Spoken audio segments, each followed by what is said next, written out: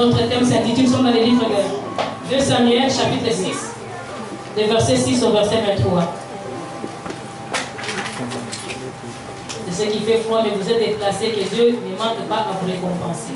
Amen. Que Dieu vous bénisse grandement et richement.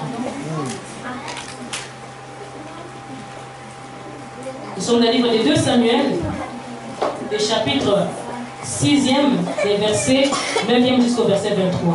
Nous lisons le nom de Jésus. David eut peur de l'Éternel en ces jours-là et il dit: comment l'arche de l'Éternel entrerai-je chez moi? Il ne voulut pas retirer l'arche de l'Éternel chez lui dans la cité de David, et il la fit conduire dans la maison d'Obed-Édom à Gath. L'arche de l'Éternel resta 3 mois dans la maison d'Obed-Édom de Gath, et l'Éternel bénit Obed-Édom et toute sa maison. On vint dire au roi David: l'Éternel a béni la maison d'Obed-Édom et tout ce qui est à lui, à cause de l'arche de Dieu. Et David s'est mis en route, et il fit monter l'arche de Dieu depuis la maison d'Obed-Édom jusqu'à la cité de David au milieu des réjouissances. Dites réjouissances. Quand ceux qui portaient l'arche de l'Éternel eurent fait 6 pas, on sacrifia un bœuf et un veau gras. David donnait de toute sa force devant l'Éternel. Non, David dansait plutôt. David dansait de toute sa force devant l'Éternel, et il était saint d'un éphod de lin. David et toute la maison d'Israël firent monter l'arche de l'Éternel avec des cris de joie et au son des trompettes. Comme l'arche de l'Éternel entrait dans la cité de David, Michal, fille de Saoul, regardait par la fenêtre, et voyant le roi David sauter et danser devant l'Éternel, et le méprisa dans son cœur.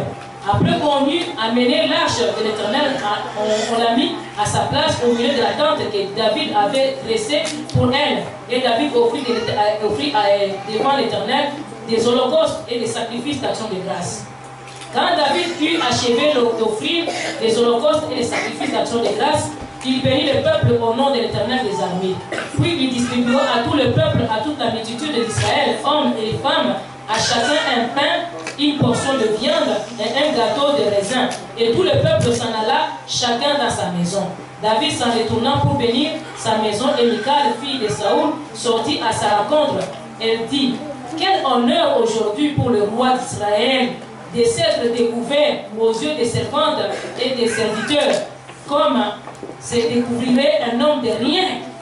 David répondit à Michal: c'est devant l'Éternel qui m'a choisi de préférence à ton père et à toute sa maison pour m'établir chef sur le peuple de l'Éternel, sur Israël. C'est devant l'Éternel que j'ai dansé. Je vais paraître encore plus vil que cela et m'abaisser à mes propres yeux. Néanmoins, je serai en honneur auprès des servantes dont tu parles. Or, Michal, fille de Saoul, n'eut plus d'enfant jusqu'au jour de sa mort. Amen. Amen. Notre thème de cette histoire s'intitule: je louerai l'Éternel, je danserai pour lui parce qu'il m'a fait du bien. Je louerai l'Éternel, je danserai pour lui, je lui rendrai grâce parce qu'il m'a fait du bien. 3 choses: je louerai l'Éternel, je danserai pour lui, je lui rendrai grâce parce qu'il m'a fait quoi? Du bien.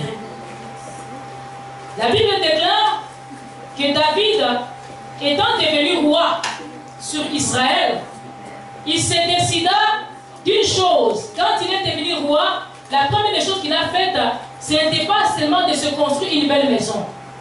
Il a commencé premièrement à penser à l'arche de l'Éternel, à ramener l'arche de l'Éternel à Jérusalem. Parce que l'arche de l'Éternel était ailleurs, il était dans un coin, on le gardait quelque part.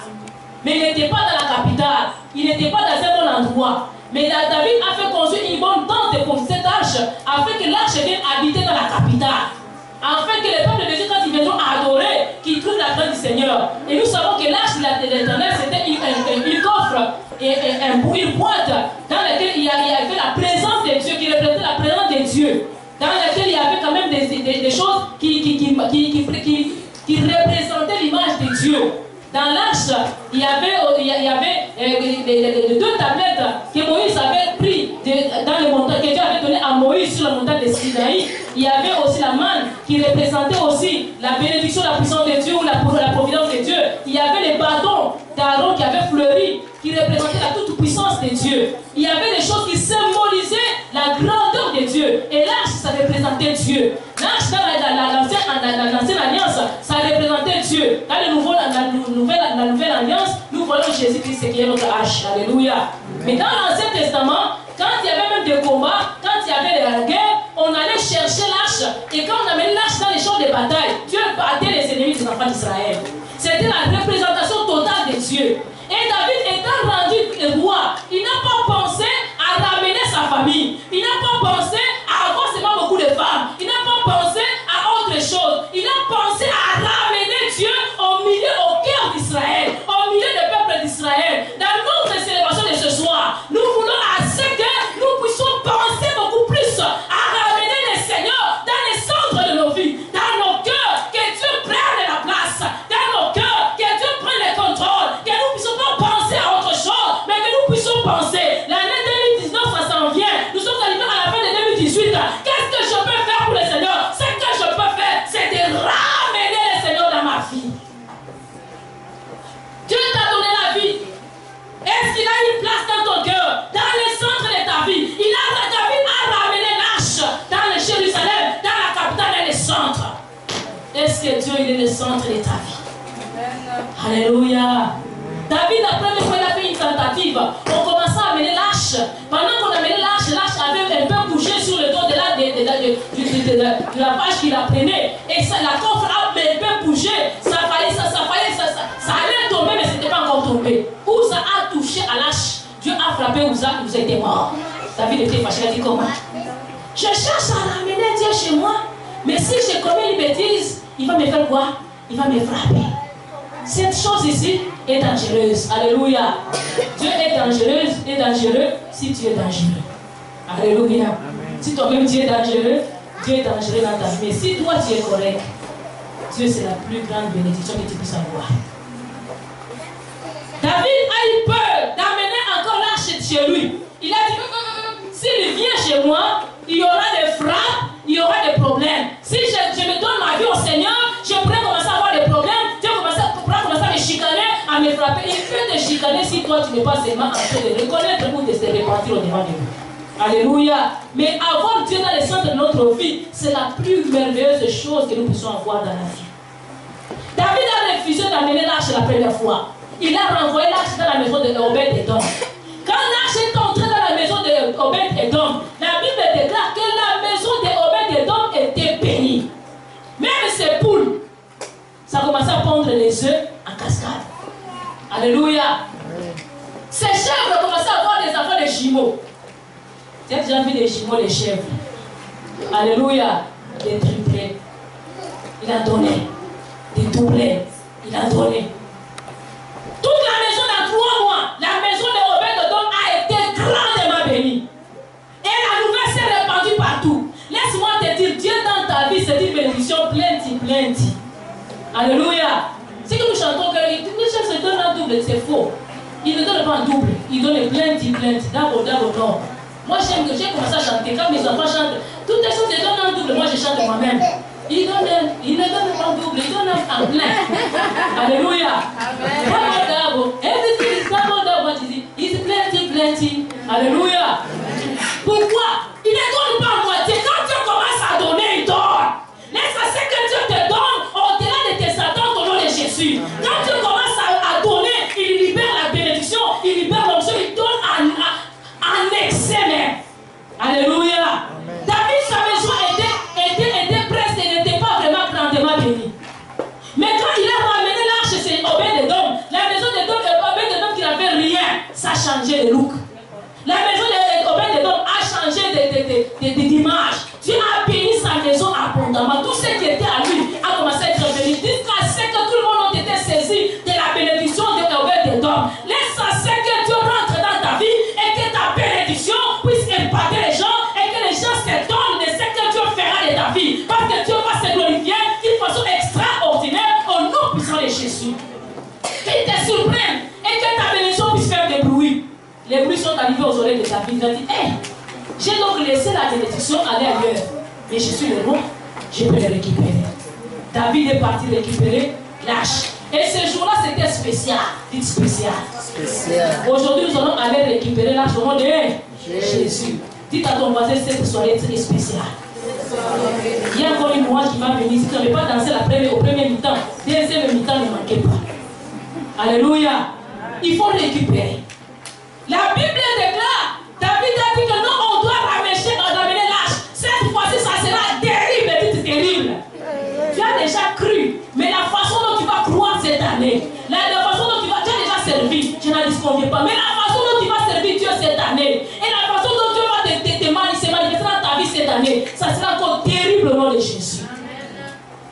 Tu as bien commencé l'année, Dieu t'a amené à la fin. Qu'est-ce que tu lui as donné? David était rendu roi. Qu'est-ce qu'il avait donné à Dieu? Il avait dit tout ce que je vais donner à Dieu aujourd'hui. Ramener l'âge et danser pour lui d'une façon extraordinaire. D'une façon que je n'ai jamais faite. Je veux chanter d'une façon extraordinaire. Notre chant nous avait demandé si tu veux demander à Dieu que tu l'aimes, qu'est-ce que tu feras? Papa, il a dit, je m'agenouillerai. Je le glorifierai. Je n'adorerai rien que lui. Pas ma femme, pas l'argent, pas mes enfants. Je l'élèverai. Alléluia. Papa Grégoire a dit, je le témoignerai. Alléluia. La façon dont tu peux montrer à Dieu que tu l'aimes, tu dois le témoigner. Dis à ta femme que je t'aime. C'est simple de dire que je t'aime. Mais témoigne, papa. C'est ça le problème. Tu vas voir maman, papa je t'aime. Papa vraiment tu m'épates. Mais montre-moi. Témoigne. Alléluia. Tu me dis ce n'est pas les paroles. Dis à ton voisin, tu dois témoigner aujourd'hui. Quand ça arrive le temps de témoigner, c'est là que les gens commencent à être compliqués. Les fêtes sont là. Les gens ont fait des cadeaux. Quel cadeau tu as préparé à ton bien-aimé? Alléluia. Peut-être que ce n'est rien, ce n'est pas un colis. Peut-être que c'est un grand cœur que tu vas donner. Un grand geste d'amour que tu vas lui montrer. Qu'est-ce que tu as préparé pour témoigner à ta famille que tu l'aimes? David a dit cette fois-ci, je vais témoigner. Je vais danser plus que jamais. Je vais louer plus que jamais. Je suis roi, mais aujourd'hui la royauté, je la mets de côté. Malgré ma tenue, je la mets de côté. Quand on est devant le roi des rois, bien aimé, il n'y a pas de général, il n'y a pas de chef ministre, il n'y a que le roi des rois qui existe. Et tous nous sommes des petits d'abord. Nous sommes rien. Il n'y a que lui qui soit grand. Il n'y a que lui qui peut être au-dessus. Il n'y a que lui qui peut être élevé. Et là, ce moment-là, on ne regarde pas l'argent, on ne regarde pas les titres, on regarde à qui nous avons affaire. Nous avons à rendre compte à qui. Nous avons à témoigner qui, à montrer la gratitude à qui, à celui qui nous a créés, à celui qui est le roi des rois, celui qui nous a prêté le souffle de vie, qui nous a aimés plus que plusieurs. Amen. Amen. Amen. C'est pourquoi moi, quand je commence à danser pour le Seigneur, il ne faut pas me regarder. Parce que je peux être un scandale pour toi. Je peux te scandaliser. Amen. Nous voulons assez que chacun reconnaisse que Dieu est au-dessus de tout. Il est au-dessus des autorités. Il est au-dessus de nos royaumes. Il est au-dessus de tout, de notre argent. Il est au-dessus de notre poste. Si tu es directeur, là c'est dans ton bureau. Mais devant Dieu, tu n'es pas directeur. C'est lui qui est le directeur des directeurs. La vérité. Nous devons reconnaître cela. David a reconnu malgré sa royauté, il n'a pas regardé sa position, il n'a pas regardé son trône, il n'a pas regardé la position, la place qu'il occupait en Israël, il n'a pas regardé les honneurs qu'on lui donnait, il n'a pas regardé la suprématie qu'il avait, mais il a regardé la grandeur de ses dieux, là, où est-ce qu'il a ramassé? Où est-ce que Dieu l'a ramassé? Cette année, tu avais commencé comment d'abord? Comment est-ce que tu es arrivé ici au Canada? Qu'est-ce que tu as rendu à Dieu? Et cette année, qu'est-ce qu'il a fait pour toi? Aujourd'hui, tu vas voir des gens, ils commencent à être même orgueilleux, à oublier même Dieu, à négliger Dieu, oubliant que c'est Dieu qui est avec dans la marque qu'ils ont. Chacun de nous est une marque. Dites à ton voisin, tu es une marque. Peut-être que tu vois les Gucci, tu vois les Louis Vuitton, mais toi aussi tu es une marque. Alléluia. Marque Grégoire, marque Hélène, marque Abraham, marque Jeanne, marque Jemima, Marque Bénédicte, Marque Daniela, Alléluia, Marque Martha. Tu es une marque unique de ta façon. Et tu es différent de tous les autres. Tu te démarques de ta façon. Tu fais les choses de ta façon. Sois fier de ce que tu es. Sois fier de ce que Dieu t'a donné. La Bible déclare, David a dit cette fois-ci, la première fois j'ai ignoré, je me suis fâché contre Dieu. Mais cette fois-ci, je vais danser plus que jamais. On a mené l'âge. David a commencé à danser. Il a commencé à se trémousser, à soulever même ses vêtements. Il ne regardait pas la tenue royale. Il ne regardait pas sa tunique royale. Il ne regardait pas sa beauté. Il ne regardait pas sa position. Il a commencé à sauter, à danser dans la folie. S'il fallait siffler, il sifflait. C'est pourquoi j'attendais les gens ici siffler. Même papa, il avait oublié qu'il était pasteur. Alléluia. Amen. Quand on est devant les rois des rois, on oublie tout ce que nous sommes. Amen. Tu dois mettre tout ça de côté. On est arrivé à la fin de l'année, tu dois oublier tout ce que tu es. Tu dois reconnaître ce Dieu-là. La reconnaissance est capitale. L'ingratitude est puissante. Il y a des gens qui sont tellement des ingrats qui nous oublient. Où est-ce que Dieu les a fait ramasser?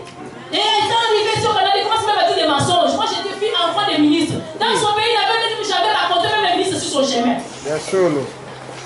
Même il n'avait jamais touché. Même parfois, c'est pas les ministres passaient à la chemin. Il n'avait jamais fait. Mais il va commencer à dire des mensonges. Moi, j'ai vu. Moi, j'étais. Tu étais quoi? Tu étais quoi?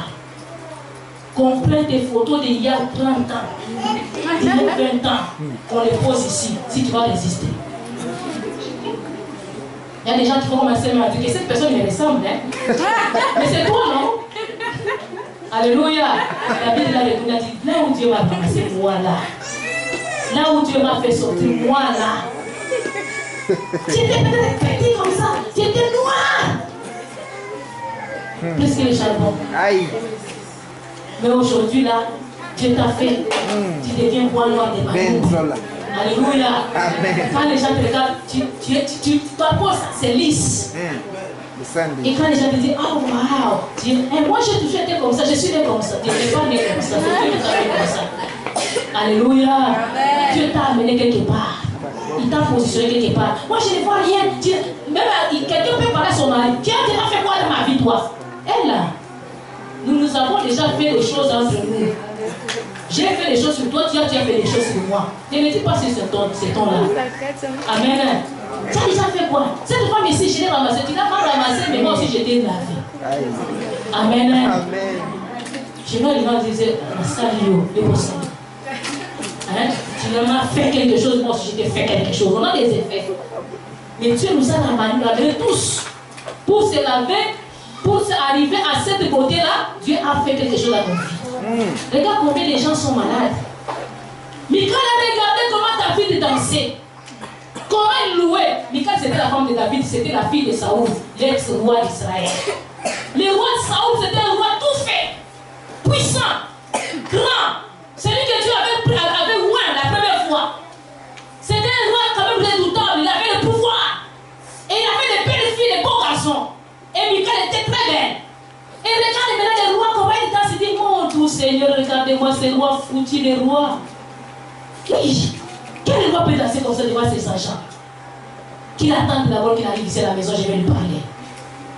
Voilà, la fille de Saoul, avec un roi comme ça. Je vais lui reprocher aujourd'hui, il va me sentir. Quand il arrive devant David, il dit à David, c'est quel roi tu es? Tu as vu comment tu dansais? Même les vêtements s'est soulevé devant tes agents. Hein? Tu n'avais fait même pas honte devant tes servantes et tes serviteurs. Tu t'es à danser comme ça comme un fou. Laisse-moi te dire devant le Seigneur, nous sommes des fous au nom de Jésus. Quand nous commençons à danser, nous devenons des fous, des voleurs. Nous commençons à chanter, à shaker d'une façon extraordinaire, afin d'élever le roi des rois. Devant le roi des rois, nous n'avons pas crainte, parce que c'est lui qui a fait de nous quelque chose. Écoutez la réponse de David. Je danserai encore beaucoup plus fort, parce que Dieu m'a préféré à la place de ton père. Amen. Et il m'a établi roi sur Israël. Amen. Il m'a préféré à la place de qui? De ton père. Amen. Je danserai encore beaucoup plus pour lui, parce qu'il m'a établi roi sur Israël, son peuple. David a reconnu. Si nous regardons notre sujet, nous avons dit que louange, adoration et action de grâce, car Dieu, je danserai, je louerai et je rendrai grâce à l'Éternel parce qu'il m'a fait du bien. Si on doit définir louange, ça veut dire quoi? Toujours, nous avons toujours l'habitude de dire, on va louer, on va faire la louange maintenant. C'est l'heure de la louange et de l'adoration. C'est quoi la louange? La louange, c'est un discours parole par lequel on relève le mérite de quelqu'un, ses actions ou de quelque chose. C'est-à-dire quand on loue, on dit des paroles, on prononce des paroles, on relève le nom de Dieu pour les mérites qu'il est pour nous, pour ce qu'il a fait pour nous. Les mérites que Dieu a pour toi. À quel niveau il est rendu dans ta vie.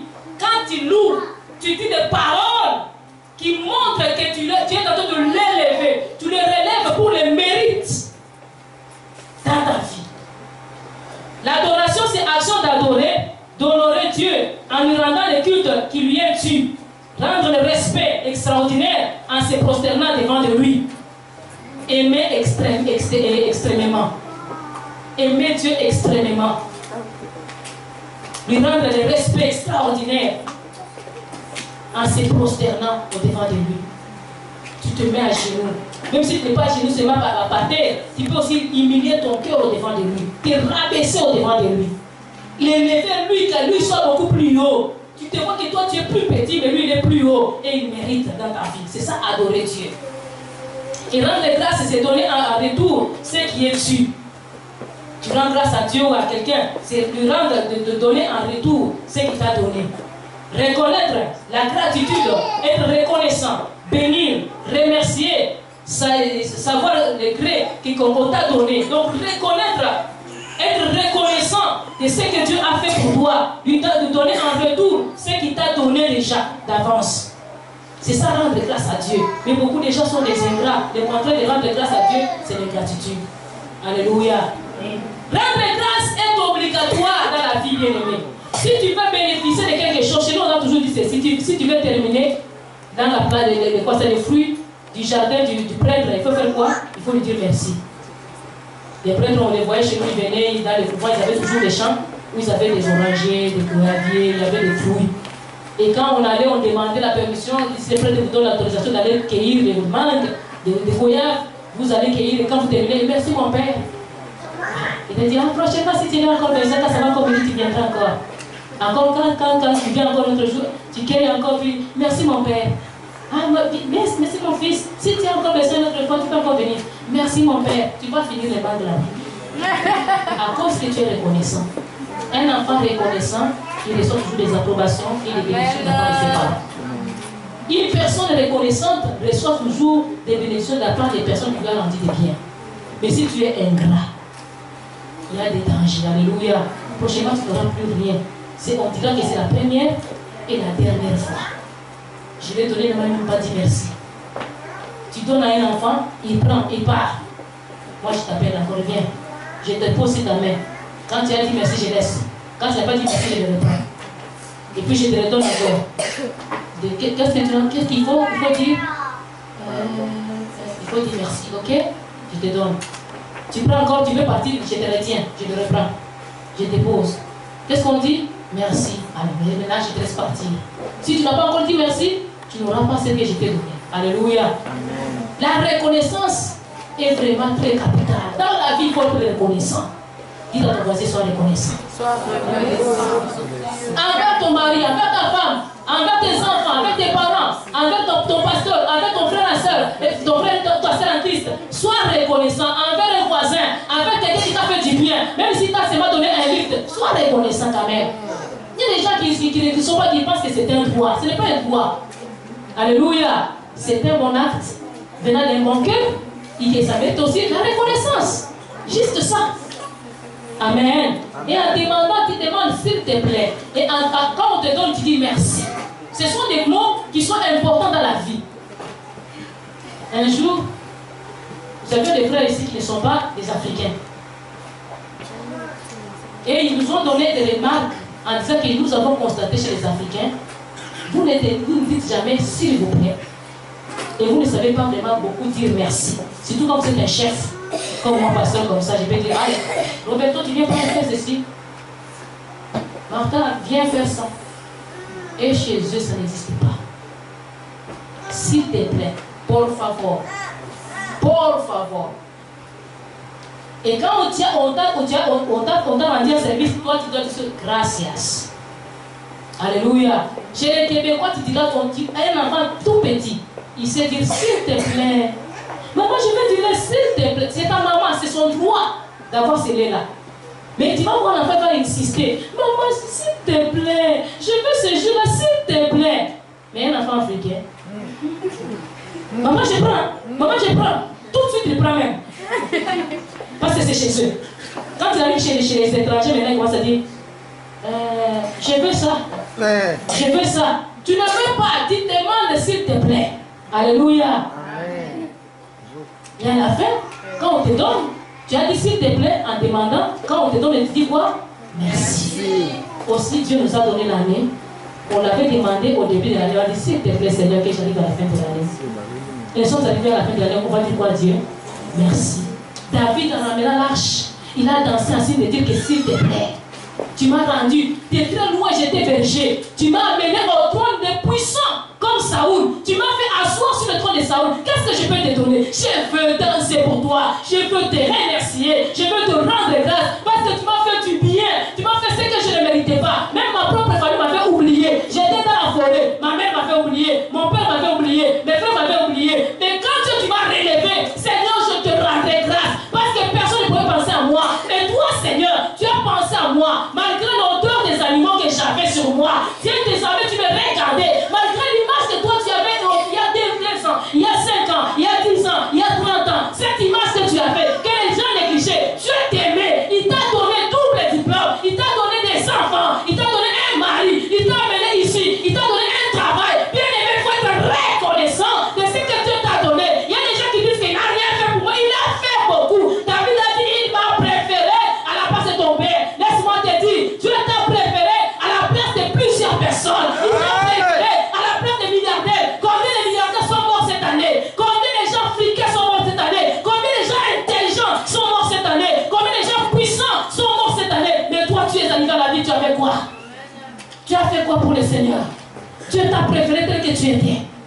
Malgré ta force, malgré tes faiblesses, malgré que tu étais ignoré, mais Dieu t'a aimé. Il t'a préféré tel que tu étais. Il t'a amené au niveau où tu es rendu. Que tu dois reconnaître. Il t'a préféré à la place de ces belles personnes, de ces gens importants, de ces grands pasteurs, de ces grands ministres, de ces grandes autorités. Il t'a préféré toi. Combien de gens milliardaires qui sont morts cette année?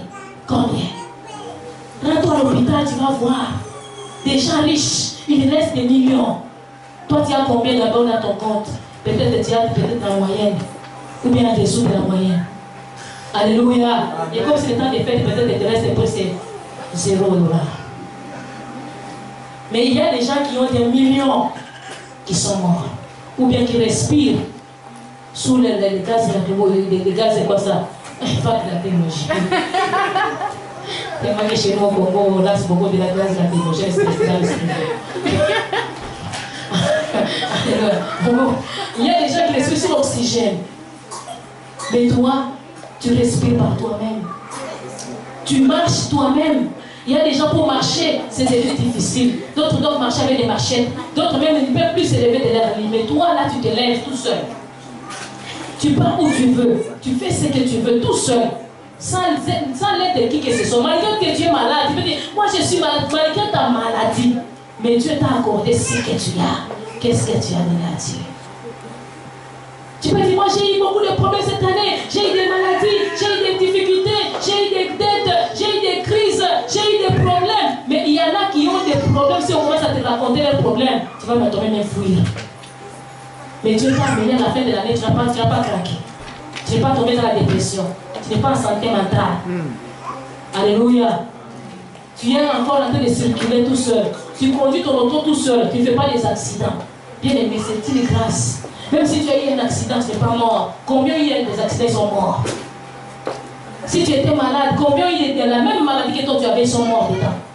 Oh, c'est exactement la grippe. La grippe, combien de gens sont morts de la grippe cette année? Alléluia. Oh, si c'est mal à tout, combien de gens sont morts de la toux? Alléluia. Les asthmatiques là, il faut voir comment ils respirent. Les gens qui souffrent de bronchites, il faut voir comment ils peuvent mourir de ça. Mais toi, tu vis. Tu n'es pas allergique à rien. Tu manges tout. On te donne tout ce qui avale et ça passe. Mais tu te plains. Oh, moi si, moi je n'ai pas ci, moi j'ai pas ça. Bien aimé, il faut être reconnaissant. David a été reconnaissant, il a dit à Michal, sa femme, il a dit, Dieu m'a préféré à la place de ton père. Amen. Je danse parce que je sais où il m'a ramassé. Je le loue parce que je sais qui est-ce que j'étais. Amen. Je sais où est-ce qu'il m'a pris. Dieu t'a pris où? Regarde 3, 4 ans, 5 ans passés. Où est-ce que tu étais? À quel état tu étais? À quel niveau tu étais? Quelle image tu avais? Mais Dieu nous a fait du bien. Dites à ton voisin, Dieu nous a fait du bien. On a été trahis, on a été humiliés, mais Dieu t'a consolé. Sois reconnaissant. Amen. Nous allons reconnaître la grandeur de Dieu. Il a dit, il m'a préféré à ton père. Dieu t'a préféré à des grands. Dieu t'a préféré toi à des milliardaires. Dieu t'a préféré toi à des puissants. Dieu t'a préféré toi à des gens qui sont capables. Dieu t'a préféré. Et comme il t'a préféré, il va faire encore plus. Et la Bible déclare que Michal, elle était morte sans avoir eu des enfants. Elle n'a pas eu des enfants. Michal est morte sans avoir eu des enfants. Elle est restée stérile tout le temps de sa vie. Elle n'a pas donné un seul enfant à qui? À David. Peut-être la première femme de David. Elle n'a pas eu des enfants. Toute l'honneur qu'elle avait, la première position, elle n'avait pas joui de cette première position. À cause qu'elle a méconnu la gratitude, la grâce que Dieu avait donnée à son mari. Dieu a enlevé son père, mais il a mis son mari. C'était comme si sa famille n'avait rien perdu. C'est comme s'il y avait un successeur dans la maison de Saoul. Mais cette femme n'a pas joui de cette bénédiction-là. Pourquoi? Parce qu'elle a été ingrate devant les rois, devant les seigneurs des seigneurs. Reconnais Dieu dans toutes choses, dans chaque action. Reconnais. En refusant de reconnaître, il y a des conséquences. Reconnais que ce n'est pas la force de Dieu. La Bible dit que ce n'est ni par la force, ni par la puissance, mais c'est par l'esprit. Reconnais que c'est grâce à Dieu seulement. C'est une grâce que Dieu t'a accordée d'avoir tout ce que tu as. Les niveaux d'études que tu as. Les études, donc les diplômes que tu as déjà eu. Combien de gens ont voulu avoir même les peu de niveaux que toi tu as? Toi tu te dis que je n'ai aucun niveau. Mais il y a des gens qui veulent même avoir ce niveau-là que tu as. Oh, moi je n'ai que ce niveau de primaire, je n'ai que ce niveau de secondaire. Tant que tu sais déjà lire, il y a beaucoup de gens qui veulent même commencer à apprendre seulement à lire. Pour lire leurs propres lettres qui viennent du gouvernement, il faut qu'ils appellent quelqu'un pour lire pour eux. Alléluia. J'en ai déjà vu des personnes que pour lire quelque chose, tu vas te dire, oh les yeux me font mal, viens lire pour moi. Les yeux ne lui font pas mal. C'est pas lire. Mais écoutez, dire, il a honte maintenant. Mais toi, Dieu t'a donné la capacité de lire tout seul et de comprendre tout seul, de remplir des formulaires tout seul, d'aller à l'école tout seul, de t'inscrire tout seul, de voyager tout seul, de rentrer tout seul. C'est une grâce. Alléluia. Et celui-là même qui ne sait pas lire aussi, il sait parler. C'est pas dit que si tu ne sais pas lire, tout est fini pour toi. Tu sais parler, tu peux te défendre toi-même. Amen. Tu peux aller même te chercher un interprète parce que tu ne sais pas lire, il y aura quelqu'un qui va faire des choses pour toi. Parce que tu sais parler, tu sais voir. Amen. Amen. Mais tu vas voir quelqu'un qui dit, moi je suis le plus malheureux parce que je ne sais pas lire. Tu n'es pas malheureux. Tu veux te rendre malheureux. Amen. Mais si tu veux jouir de la vie, tu vas jouir. Nous avons tous des possibilités. Tout et chacun de nous a des possibilités. Dis à ton voisin, tu as des possibilités. Et tu lui saisis ces possibilités-là. Nous devons saisir ces possibilités. Dieu était merveilleux pour David. David a reconnu. Il a loué Dieu. Ce soir, nous allons encore une dernière fois louer, célébrer Dieu. Tu n'as pas dansé au premier mi-temps, deuxième mi-temps et ça ne sera pas long. Mais deuxième mi-temps là, nous allons le reconnaître. La Bible déclare que pendant qu'on amenait l'arche, on venait avec l'arche. Et ce qu'on faisait, on faisait 6 pas. On fait 6 pas. On s'arrêtait, on donnait des offrandes. On offrait des offrandes. On donnait à Dieu. On fait encore 6 pas, on donne à Dieu. Si on va dire, si on danse, on chante une chanson, on donne à Dieu. Une fois vous allez fatiguer, vous allez dire, cette soirée est une soirée d'exploitation. Alléluia. Mais laisse-moi te dire, une autre façon de glorifier Dieu, c'est d'offrir aussi les Seigneur. Tu dois louer, tu dois adorer, tu vas rendre grâce à Dieu par tes offrandes aussi, tes sacrifices. C'est pourquoi nous, on avait des enveloppes qui sont écrites Action des grâces 2018. Si tu n'as pas une enveloppe, tu peux aussi prendre une enveloppe. Si tu n'en as pas, passer la grande peut t'en donner. Tu peux même prendre ici devant, tu écris toi-même Action des grâces 2018. Tu écris pour tes enfants, tu donnes pour chacun de tes enfants et tu lui offres, tu te déposer. Et Dieu va faire des grandes choses dans ta vie. C'est la reconnaissance à Dieu qui fait à ce que nous puissions aussi être bénis. C'est la reconnaissance à Dieu qui fait aussi que nous puissions aussi prospérer et que nous puissions nous maintenir dans notre position. Quand tu loues, tu reconnais, quand tu adores et quand tu offres aussi au Seigneur. Alléluia. En donnant au Seigneur, on lui rend grâce aussi. Ce n'est pas seulement par des paroles, par des gestes que je l'avais dit au début. Pour montrer à quelqu'un que tu l'aimes, tu dois poser des gestes. Amen. Des gestes physiques et des gestes aussi financiers. Amen. Et bien que tout ce qui respire, loue l'Éternel. Et la Bible dit encore que tout ce qui est en moi, loue l'Éternel. C'est-à-dire mon corps, mon âme, mon esprit, mon argent, tout ce qui m'appartient, doit faire quoi? Doit louer l'Éternel. Tu dois donner à Dieu. Amen.